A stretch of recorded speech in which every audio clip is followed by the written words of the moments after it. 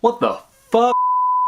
We're at a point where emo bands from the mid-2000s are kind of like the elder statesmen of the genre. My Chemical Romance, Fall Out Boy, Panic, Paramore, they're all seen as these kind of legacy acts. Everyone knows them, whether you're into emo and pop punk or not. I'm sure when we're all old and decrepit and decaying, our grandchildren will be listening to these bands the same way we listen to Led Zeppelin. Did I just compare My Chemical Romance to Led Zeppelin? Yes, I did. Fight me about it. But what about the bands that have come out within the last 10, 15 years? Which of them will be as beloved as My Chem and Fall Out Boy? 21 Pilots is definitely one. Black Veil Brides for sure. But I think there's some newer bands that have fan bases that really rival all of those bands I already named. And the one I've been asked to cover the most is Palaye Royale.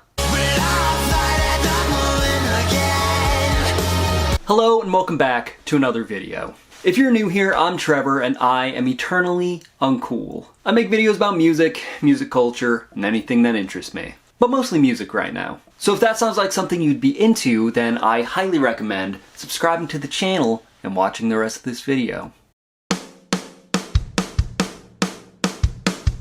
Palaye Royale has had a very interesting rise within the last 4 or 5 years. They went from a theatrical emo rock band to opening for people like Rob Zombie and Marilyn Manson, as well as collaborating with bands like Pussy Riot. And their sound is so unique from every other emo and pop punk band out there right now. It mixes that old classic rock and roll swagger with the kind of artsy theatrical pop punk of the 2000s. And the three brothers that make up the band just ooze this kind of rock star cool. With 5 albums, 4 EPs, and several singles under their belt, as well as award nominations, successful tours, and appearances in film, Palaye Royale seems to be on their way to becoming one of the most successful bands of the decade.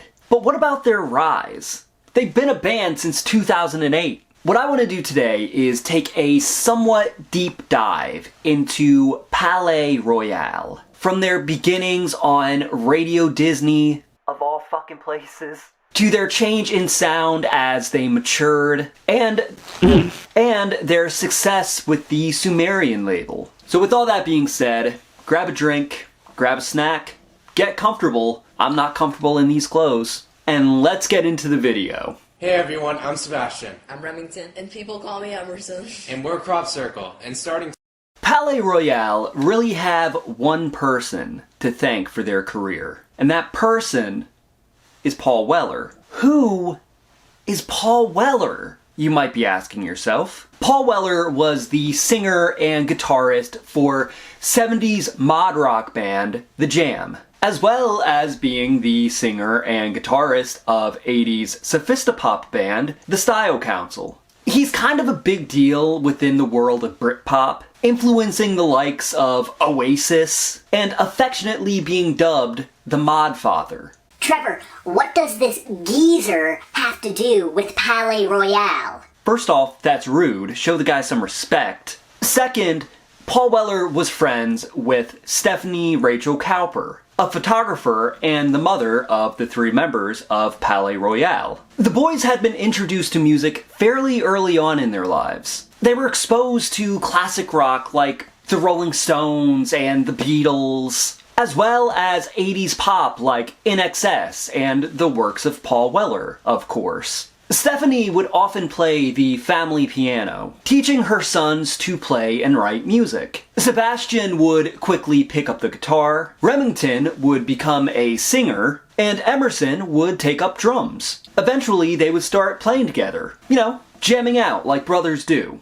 Weller advised Cowper to let her sons drop out of school and pursue a career in music. Now, to most mothers, this would sound insane and out of the question. Let your young sons, the oldest only 16, just give up on their education and risk everything on a rock band? But Cowper wasn't like other moms. She was a cool mom. But she didn't just let them loose on the world. She kept a close eye on them as their manager. They originally formed under the name Crop Circle, spelled K-R-O-P-P, which was a play on the Crop Circle hoax as well as their last name. Crop Circle, Crop Circle. You get it? Now, today we know Palaye Royale as a fashion rock band. But back in 2007, 2008, they were much softer. Can't stop the rain. Can't stop the rain. They were less Way Brothers and more Jonas Brothers, which makes sense when they got their first taste of attention through a Radio Disney show called The Next Big Thing.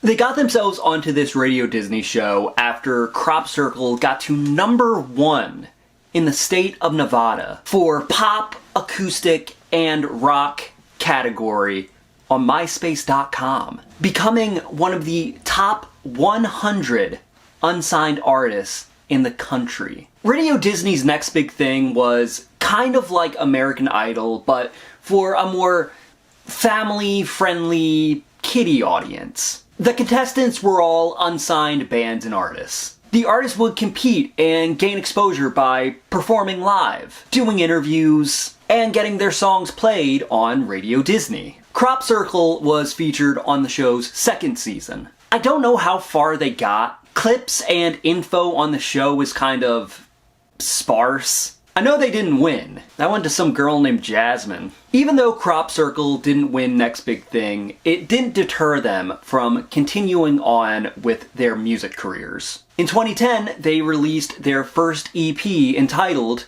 Who We Really Are. Is the music great? Debatable. It very much sounds like it was written by a bunch of preteens. What am I running from?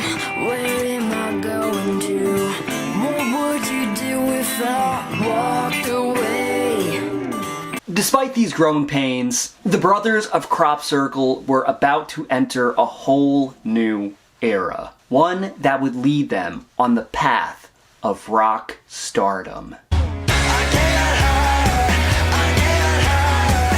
I gotta take this jacket off, it is not comfortable.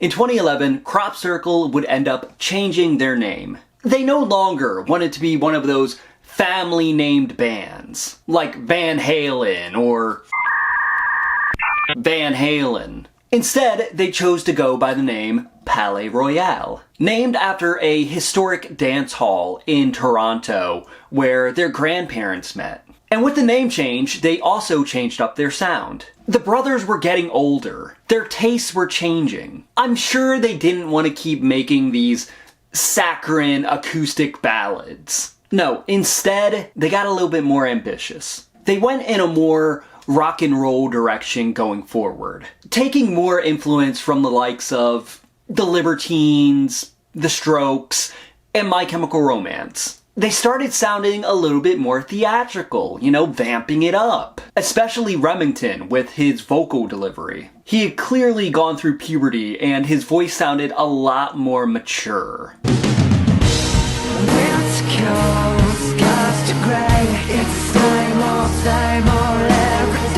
Their proper introduction as Palaye Royale came in the form of an EP in 2013 entitled The End's Beginning. I don't know how long they were working on this EP. I don't know if they always planned on going in this direction with their music from the get-go, but this is just miles ahead of what they were doing as Crop Circle. There's so much more ambition here. You can see it even in the opening track with those drums that just get you pumped up. That's me playing the drums. And then a song like Die for Something Beautiful just has this gorgeous indie rock vibe going on. Primary Propaganda has undeniable rock and roll swagger. And Cemeteries 1 and 2 really show what the trio was capable of even at that time. In April of 2014, Palaye Royale would surprise everyone by becoming the first unsigned band to win MTV's Musical March Madness. This was like the upset of the century, because they beat out Vampire Weekend, Coldplay, Bastille, Tokyo Hotel, We Are the In Crowd, and Linkin Park. The band continued with this upward trajectory by signing to Sumerian Records in 2015. For those of you who might not know, Sumerian Records is an LA-based record label founded by Ash Avotson in 2006. They've had several big bands on their roster like Asking Alexandria and Black Veil Brides. And in 2016, they would release Palaye Royale's debut album, Boom Boom Room, Side A. I think this was around the time I started to find out who these guys really were. I think I was probably recommended the music video for the song Mr. Doctor Man on YouTube. I was intrigued by the band name and the thumbnail, so I clicked it and... The song definitely had a modern rock vibe, but there was also something vintage about it. I could definitely see the 60s British invasion influence. And the video showed a band with style. They're all dressed like they just stepped out of the I Write Sins Not Tragedies video. But it works. They looked cool. It drew me in. That's why I dressed like this for the video. I look stupid. The whole album is surprisingly good for the first full-length offering from a fairly new band. And it set itself apart from other albums from other bands in the scene. Like I said, they have a vintage sound. I can't think of any other emo bands in the 2010s that mixed the Beatles with this sort of glam rock thing. A lot of bands around this time were incorporating more electronic and synth elements to their music. But Boom Boom Room really sounds timeless. Like it could have been released in any decade. I think this album is a good introduction to Palaye Royale for a wider, more varied audience. And I think it shows what they can do. They have classic rock swagger, but with an aesthetic that emo kids can find appealing. In 2017, frontman Remington was cast in the movie American Satan, which was written and directed by Sumerian founder Ash Avotson. The film's cast featured members of other Sumerian bands, like Andy Bierzak from Black Veil Brides and Ben Bruce from Asking Alexandria. The film tells the story of a rock band who makes a deal with the devil to get big. Remington doesn't appear on screen though. He provides the vocals for Andy Bierzak's character, who is the singer of the rock band. Andy couldn't provide his own singing due to contractual who's-he-what's-its. So Remington became the voice of the relentless. And he does a pretty damn good job. Palaye Royale would start recording their second album in 2018, Boom Boom Room... I can't say the name. Boom Boom Room Side B shows the band expanding their sound, keeping with the classic rock swagger while also adding some more modern production techniques. Songs like Death Dance are super high energy and just feel like a party. And songs like Mrs. Infamous show the band's penchant for writing catchy hooks. But my favorite song on the album has to be Dying in a Hot Tub. I heard this song when it came out and I watched the video and I was hooked. It was probably my favorite song of 2018. The album would reach 89 on the Billboard 200, which isn't bad for a rock band in 2018. It did much better on the independent charts though, reaching number 2. But I saw this point as the band really just coming into their own and getting big. The band was doing very well. But World events, as well as some inner strife, would try to throw them for a loop. That is to say that the most important thing in the world is the individual.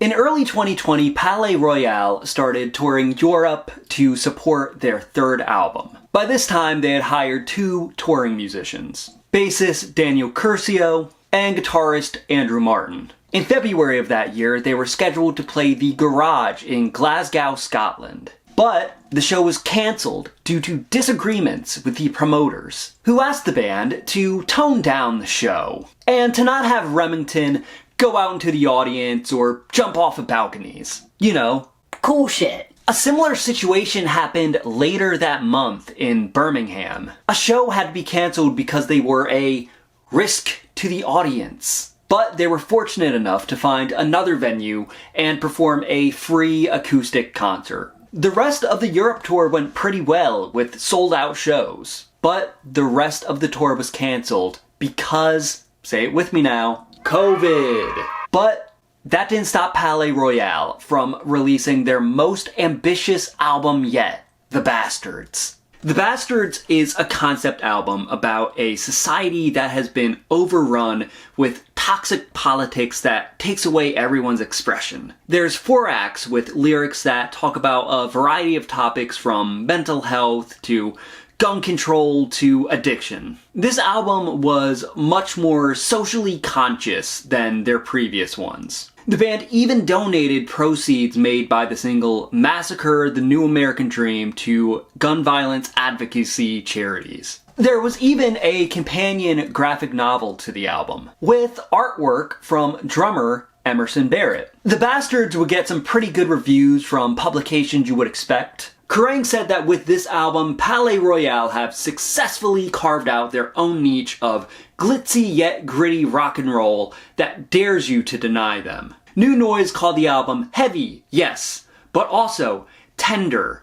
expressive, painful, and lovely, all rolled into a bombastic presentation of emotion and musical perfection. And Wall of Sound gave props to the band for their emo sensibilities and called their rock and roll essence a rarity in today's music. In summer of 2020, the band would run into a little bit of trouble. Touring bassist Daniel Curcio was fired for allegations of online misconduct.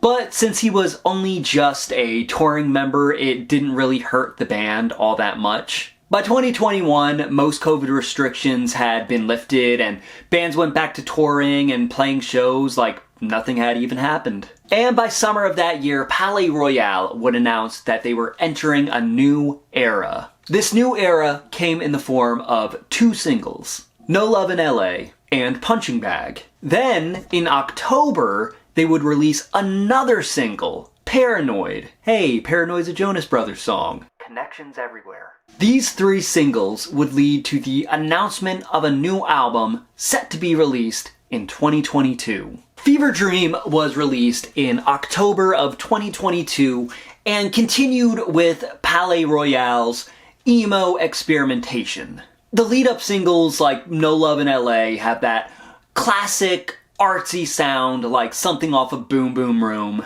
And Punching Bag had a much darker pop sound. The title track is anthemic and cinematic, with Remington's expressive vocals. And the song Line It Up takes it down a notch and shows the band's softer side, while still having that rock and roll swagger in the chorus. The song Debilitate featuring Pussy Riot is a great closer. It's just so high energy and aggressive. It sounds like some of Bring Me the Horizon's more poppier stuff. Kerrang reviewed the album positively, giving it 4 out of 5 stars, calling it the band's defining moment. Wall of Sound echoed this sentiment, telling listeners to throw away any opinion on Palaye Royale and make this album the piece of music that defines them, awarding them a 9 out of 10. Oh, I'm a dying Victorian child.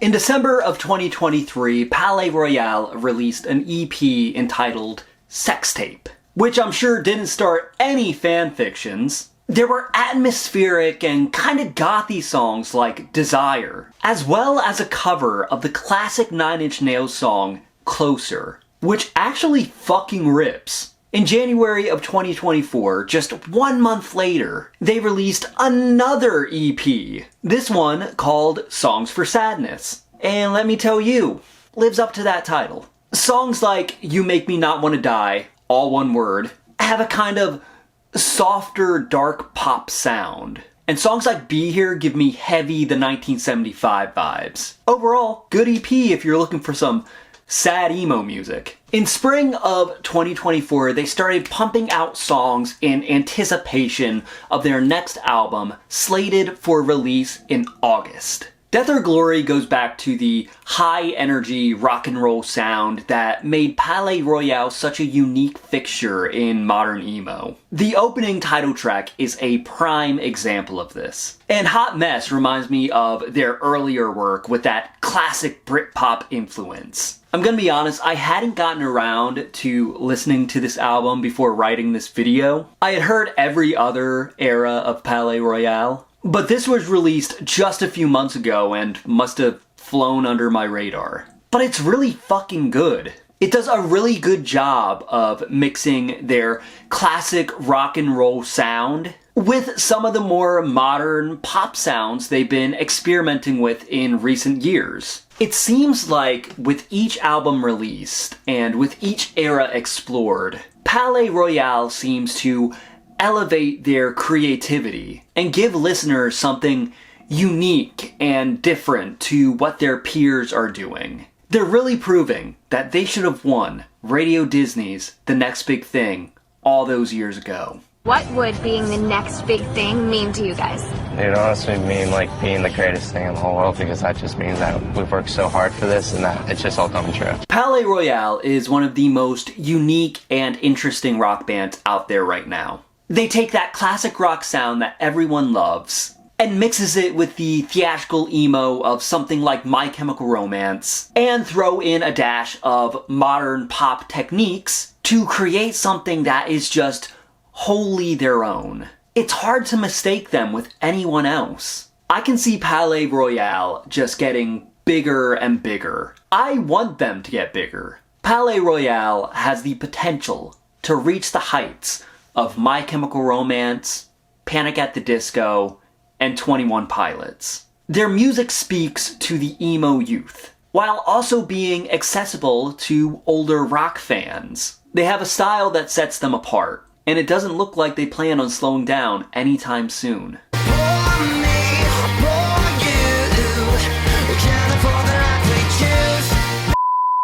Are you a fan of Palaye Royale? Do you think they're on their way to becoming the next big thing? Do you like this shirt? Let me know in the comments. That's gonna do it for today's video. I hope you enjoyed it. If you did, then I highly recommend smashing that like button and sharing this video with everyone you know. As you know, I am a small, independent content creator. I do everything on my own. So every like, every comment, every share, any interaction with this video at all really helps me out a lot. So with all that being said, thank you for watching. As always, I'm Trevor, stay uncool. And that's the end of the video, goodbye.